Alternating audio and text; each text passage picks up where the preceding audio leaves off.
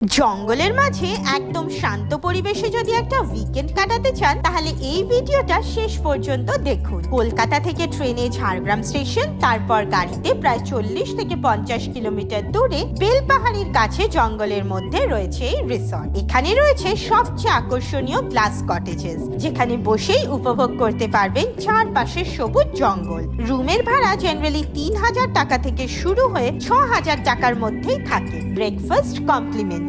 আর শুধু থাকার জন্য নয়, এখানে রয়েছে একটা সুন্দর সুইমিং পুল, বাচ্চাদের জন্য পার্ক ও খেলার জায়গা। তাই ফ্যামিলি ট্রিপের জন্য দারুণ একটা ডেস্টিনেশন।